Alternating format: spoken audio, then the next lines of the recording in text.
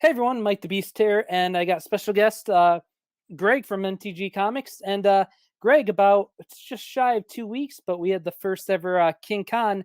Can you believe it's almost already been 2 weeks? I know it's crazy because it felt like it was so long, like leading up to it, that it just flew by. It was almost like I'm not sure if anyone's I'm not sure if you're married, but if anyone's married, it's kind of like your wedding day. Like it goes by, you don't even know what's going on. You barely get a chance to talk to everyone, and it just flew. And yeah, I mean now it's like that's behind us, and looking forward to the next one. And now that it's all said and done, what surprised you the most from the show? I guess the amount of people that showed up, to be honest. I mean, I had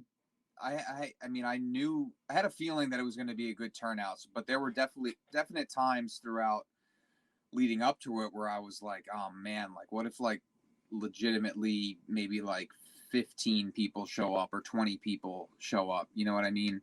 So I really had no idea what to expect. So the amount of people that came through and supported the show was the most surprising.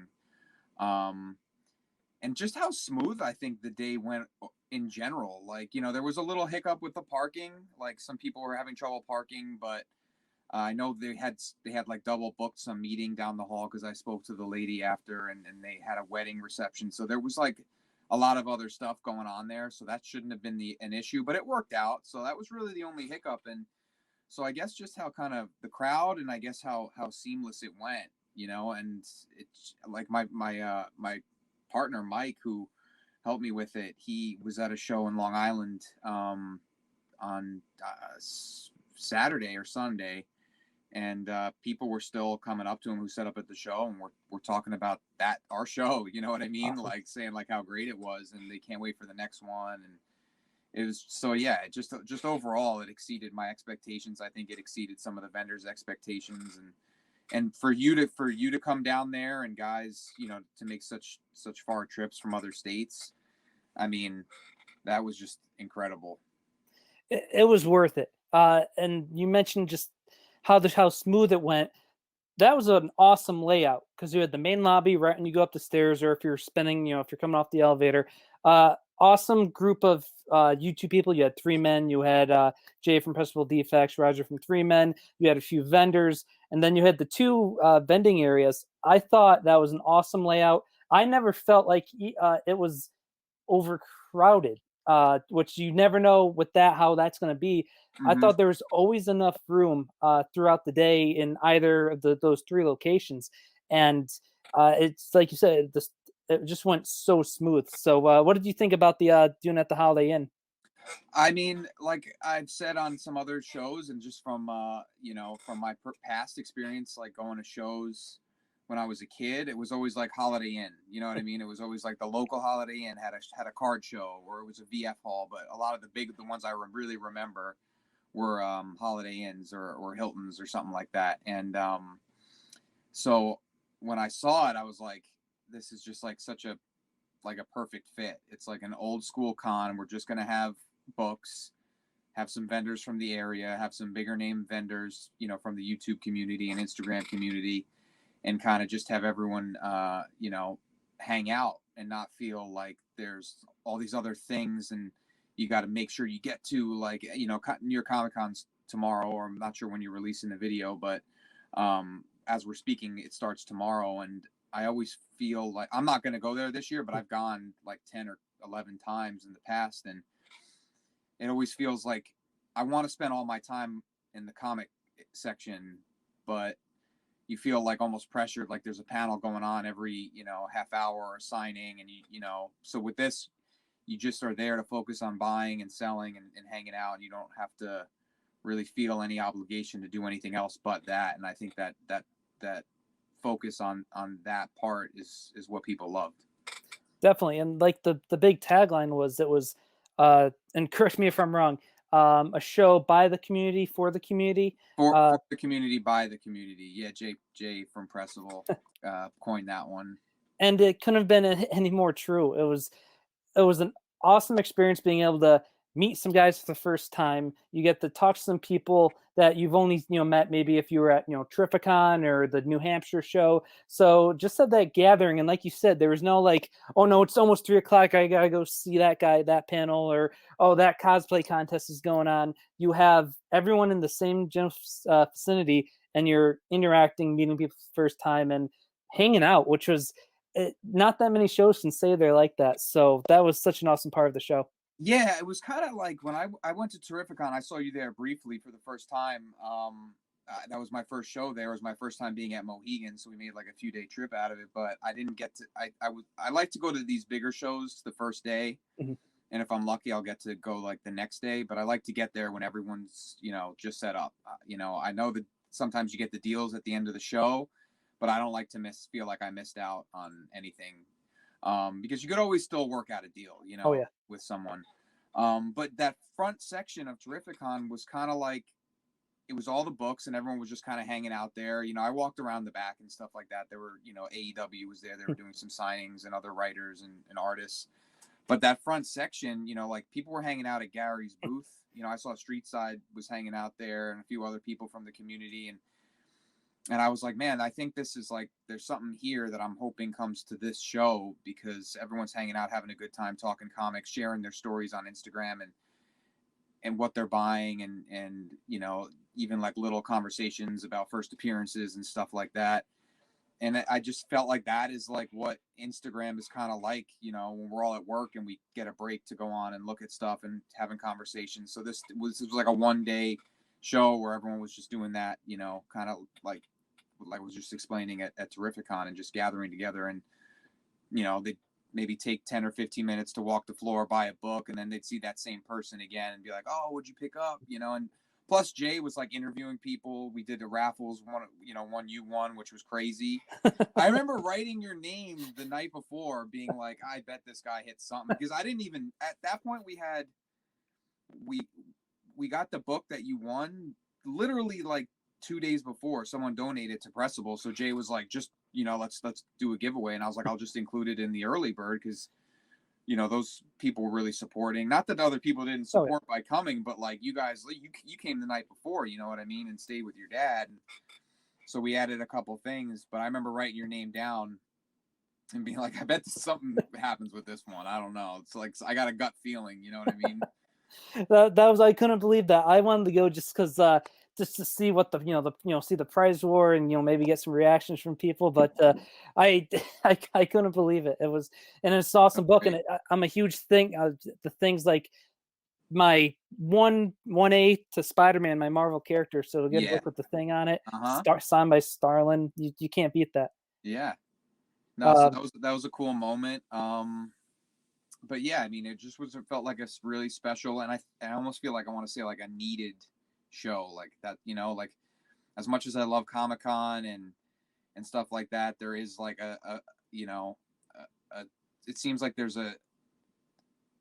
it's drifting away a little bit and going a little more pop culture to towards the movies and the stars. And even you could see with CGC, I love CGC and all, but they're having a new star doing a signing every, you know what I mean? So it's like, I like that this was a little bit more back to the basics, Absolutely. And what was it like? And ever since, and still to this day, on social media, either on Instagram, Twitter, people's YouTube videos, what's it like seeing hauls from King Kon or video reaction from King Kon and footage? What's it like? It's crazy. It was crazy. I'm so happy that people had such a good time, because like I just wasn't like the next morning when I woke up, like my phone was like had all these tags, because people were picking up, but then I'm still seeing stuff like 2 weeks later of people sharing stuff and who they met and stuff like that. And that just shows that, when people want to share their experience,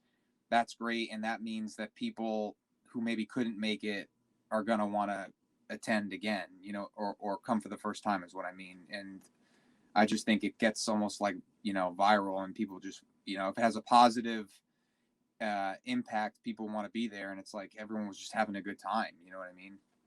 Yeah. And, the Team Nerd Herd, one of their former members, Hood Rat, who's now doing his own YouTube channel. He does a show called the Hashtag Show every week, and they Mm-hmm. pick a comic book related hashtag and search, Instagram for posts. And I did this week was a Silver Age Sunday, and I posted the Bizarro slab I got from the That was show. awesome. I know I saw Yeah. that when I don't mean to cut you off, Oh but no.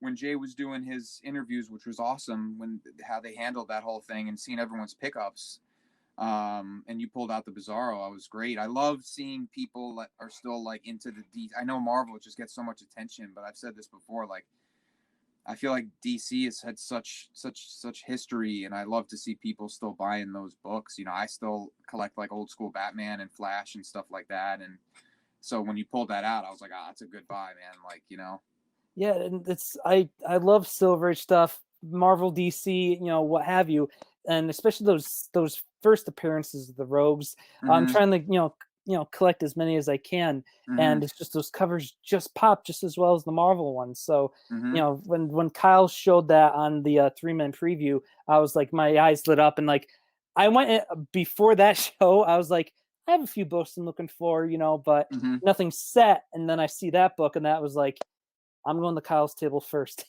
That's like one I love. Isn't that such a good feeling? Is you when you just get that instant click of like, all right, there it is. Like I've been waiting for something, and because it's so easy when you're buying or at a show to feel like you need to get something and like settle. Maybe I try not to ever do that, but I know I've definitely been tempted, and you don't want to have buyer's remorse. But that feeling when you, like you were just saying, when you see something on the wall, or even in the preview, that kind of happened with me with Erod with a book. I saw him and I messaged him and I was like, dude, put that aside. You know what I mean? And I guess that I cheated a little bit, but that was the one little thing I took from running the show. But yeah, like I said, when when you see that book at a show and it just clicks and you buy it, and then you leave with it, and there's no better feeling. Absolutely, absolutely. And so the the hashtag show, they're out of California. So when they showed that, my caption on the post was, my haul from King Con. So now people from YouTube are seeing that, and you never know. You could have someone from LA showing up. It's that's the kind of help promote the show in that way. It felt good that they chose that. Just now King Con gets even more press. That was awesome to see. Yeah, that's great. I got to check that out. But that's the what I kind of wanted to gear towards, because New Jersey does have shows, local shows, and they're great. I go to them. I pick up raw books and fill little runs or get keys at, or even stuff I didn't know I wanted, and I go and I see some, and some of these vendors at these small New Jersey shows are so knowledgeable, and they'll explain something to me if I'm like, oh, what's that? I've never really seen that before.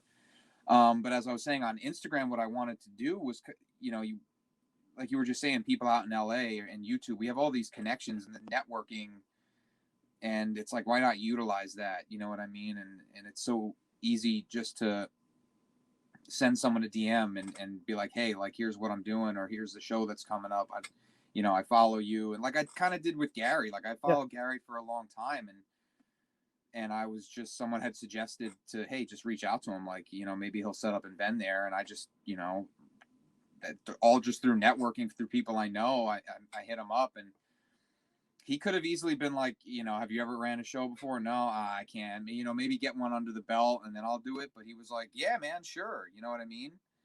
So, sometimes you just got to take a chance, and it just kind of worked out. Absolutely. And what was the reaction from the vendors that you got? You had big, guys from the community, and Gary, Erod, Street Side. Jay was there, as booth. But what was some of the feedback you're getting from them and the other vendors you had set up? So every time I went and saw Erod, he had a bigger smile on his face, and I know he was happy with how he did. Very happy.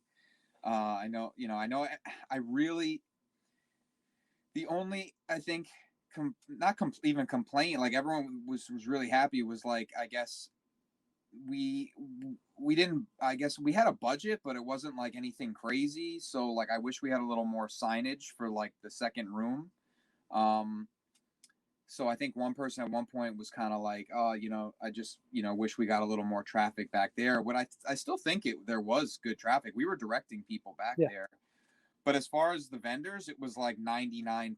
Other than that, was like 99% good feedback. Like, I'm coming back. You know what I mean? Like, I had people being like, oh, in the beginning, like, I don't know, this is probably my only show I do, and then after the show, I'm in for round two. You know what I mean? Yeah. Yeah. And then another person, a vendor, at the end when I was cleaning up, everyone had left. He was like, I won't say who, but he was like, "Hey, to be honest, when you added that second room, I was like, oh, this show's done.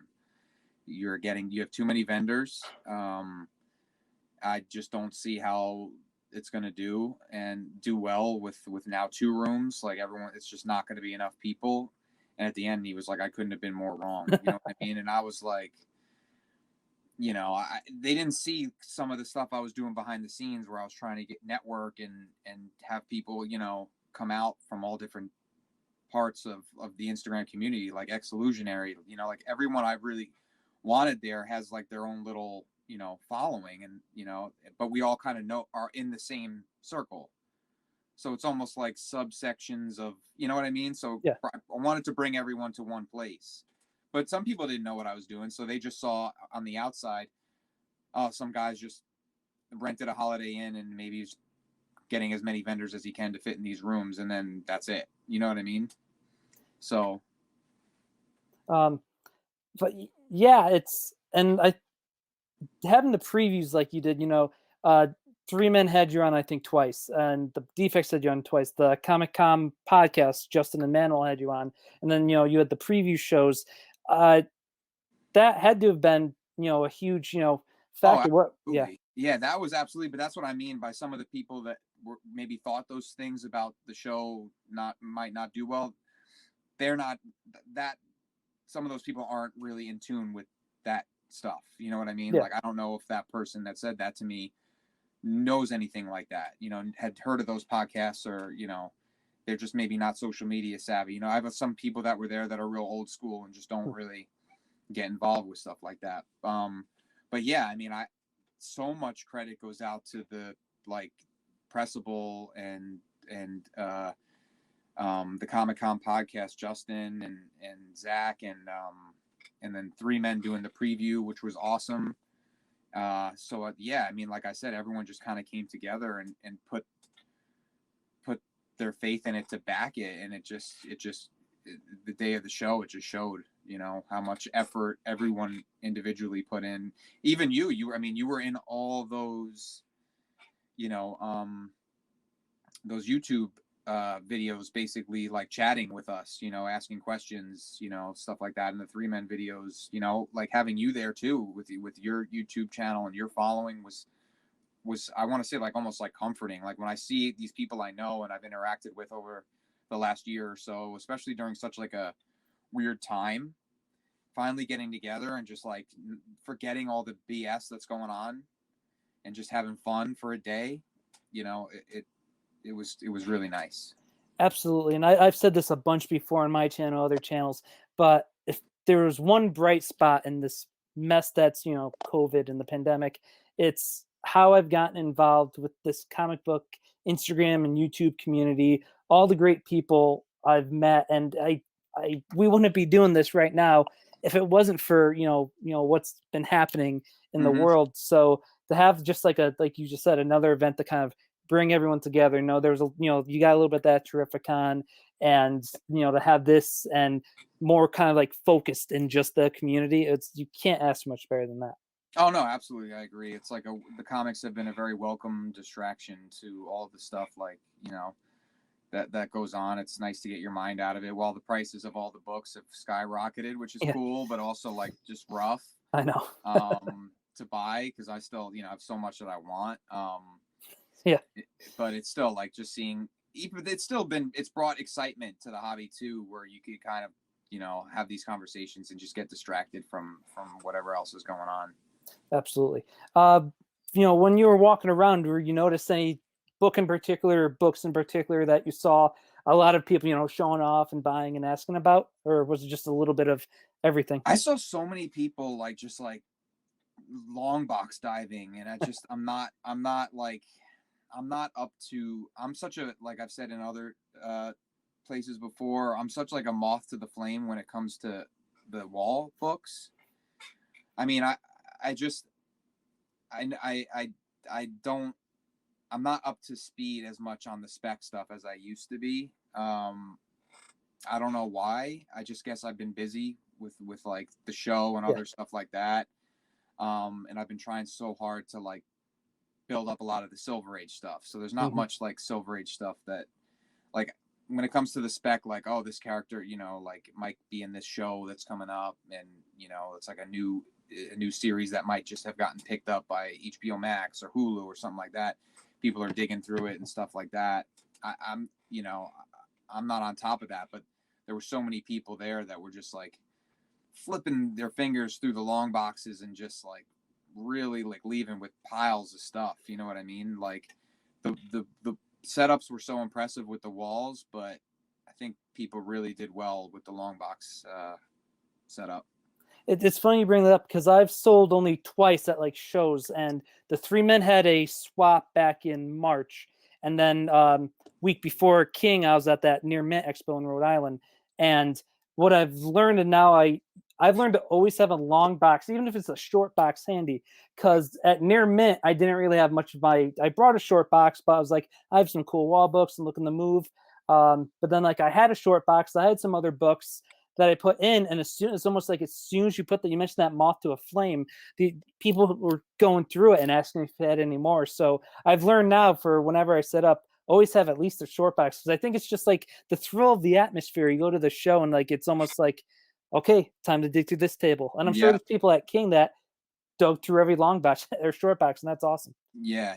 No, it's definitely fun, especially if you're kind of just getting back into the hobby. I mean, there was a time where I was really, going crazy for that stuff. It's just now I'm really like focusing on trying to, you know, get stuff that I can really keep in the collect. I'm not looking for like something like that might be a spec and then, it might bump up for a little. I'm looking for like long-term holds, you know what I mean? So I hear that you. unfortunately is a lot of the stuff that's expensive and on the walls. Which makes me want to do a little bit more of the specs just so I can afford some of these, those Oh, I Silver know, Age I know. books. And uh, Evans, I want to say Evans table. He had, and on the previous show, he had Batman 82 slab and the Golden Age, and I got such a great price and such a great deal from him.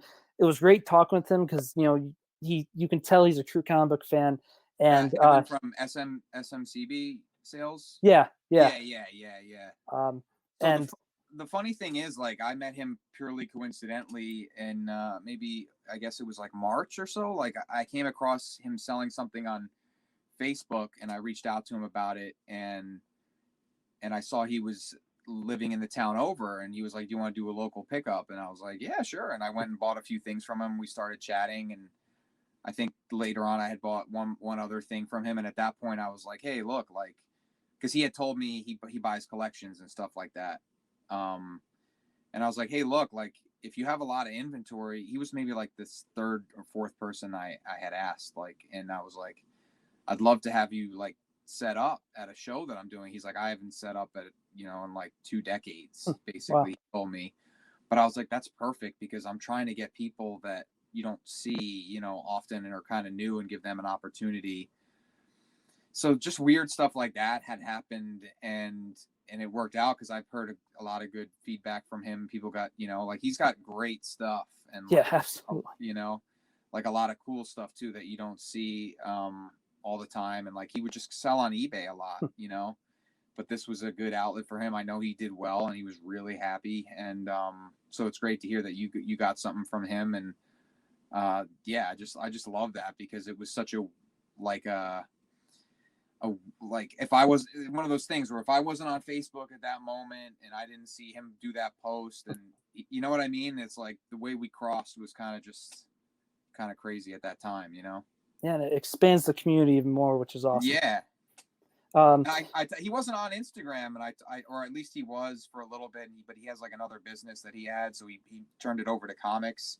So now he's kind of engulfed in the IG comic community, and I hope he can make more sales from there. So it's all about just trying to get people involved, and if I could just do a show, twice a year, and have these people come out, and then everyone goes their own ways and goes, back to doing whatever show they want or selling. I think it's great. Absolutely. Now, looking ahead, we were talking before we started recording. You do have, a kind of big plans looking forward. What would you like to talk about King Kong in the future? I mean, you know, it's not like it would be like a huge reveal. I mean, I think everyone would, from what I've heard, is kind of expecting us to do another one. But a lot of people saying like, if you do one again next year, and it's like, I don't want to wait that long. I don't want to make it like a 4-time-a-year show or play it out. But I think like getting out of the summer and around like the September area, like the fall is great, and then coming out of the long winter is also great to do shows. Because I don't know if you've ever been, but the East Coast Comic Con used to be around here by the Meadowlands, and I don't know if they're going to do. They haven't had a show in like 2 years, and I don't know if they're going to anymore. Not saying that we are the new East Coast Comic Con, but I'd like to do another show, and then maybe have like a fall and spring King Khan, and I don't see why not at this point, and just grow a little bit each time. Yeah, that's awesome. That's awesome to hear. With how successful the first one was, I think I told you when I was leaving, I'm already in for next year or whatever. Yeah, it was great. Your dad too stopped me a couple times and was like, "This is really a great, fun show. Like, thanks for setting it up." And I found it, like I get it. People were like, "We're happy to be there," but I want to be like, "Thank you guys for showing up," because it's not, like without both of us, that it's nothing. You know what I mean? So, yeah. As far as like another one, yeah, I'd like to, and I'd like to. I'm looking at another space tomorrow, to be Nice. quite frank. Like, I have an appointment to meet with someone after work, and I'm gonna look at a space, and nothing crazy, but maybe a little bigger. It's still a hotel, but it's just like it would just be a different layout, and so I don't want to give too much away because I don't know if it. I don't want to, I don't know, what's going to happen from that. They could be like, because I know they just said, when I spoke to the lady on the phone, she said they had a wrestling event there, like autograph signing, and so I know they're definitely familiar with like something along those lines of like people coming with vendors and stuff like that. So I'll see how that goes, but I definitely also would like to kind of update the website and allow for some sort of like online payment system. You know what I mean? Because a lot of it, like you were reaching out to me, and I was giving you like my PayPal and Venmo and stuff like that. And it got, as we got closer to the event, it was a little harder to manage because I was trying to do some of the other stuff for the show, and people were like, "Hey, there are early bird tickets, this," and and I was like, man, like I wish people could just buy online. It's exciting, but it felt a little overwhelming with having to manage the money and stuff like that. Sure. Yeah, anything else you'd like to say about the King Kon experience from a few weeks ago? Before we head out.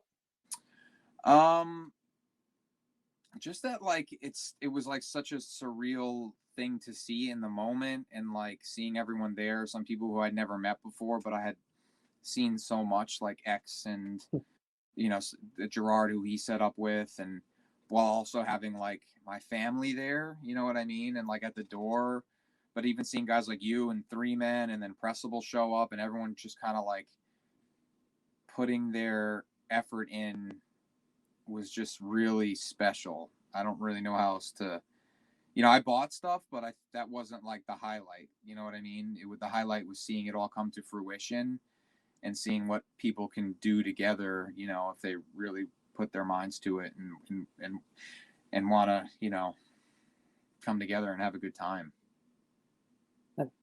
That's what happened. Yeah. For people who want to keep up with information, what are the best way people can keep up with King Kon?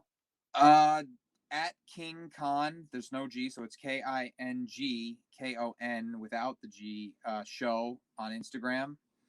The website's www.kingkonshow.com, but that's going to have all the old info on right now. We're going to be working on that. And if they want to follow me at MTG Comics, that's my Instagram page. I also have a Facebook page called Making the Grade. That's the MTG. And that focuses on like comic book grading. People post their like raw books and get feedback on what, they think the grade might be, because it's not an easy thing to do, especially for newcomers. Getting an idea of what your grades are. I've always been fascinated with that. So yeah, those are the three, and that was actually the first thing that got everything started. And from there, I went to Instagram, and so it's been a crazy journey for the last 2 years. Been 2 years. I set that page up Wow. 2 years ago in October. So Wow. That's yeah, awesome. That's awesome. yeah, I remember you mentioned that too on the Comic-Con once, and that's such a good outlet. I'm barely on Facebook anymore. I gotta remember that now because that's such an awesome idea. It's we yeah. talk, I mean, it's not like completely original. CGC has it's called like please grade my like thread, but it seems it's like a little like antiquated. It feels like old school, like kind of chat message board, and it doesn't flow like Facebook. It's easy. You could just yeah, post a picture and people comment under it. yeah, But yeah, it's grown. I think we have over 3,000 people in there, and that's like solely focused on. It doesn't sound like I know some buy and sell groups on Facebook have like 20,000, 25,000, people, but this is like 3,000 people in there solely focused on like comic grading and interested in it and stuff like that. So I find that really cool. that's awesome.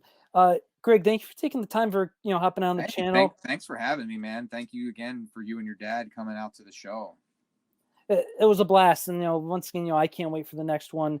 And it was, once again, just a great experience. Shout out to you, your family for keeping it all together throughout the day.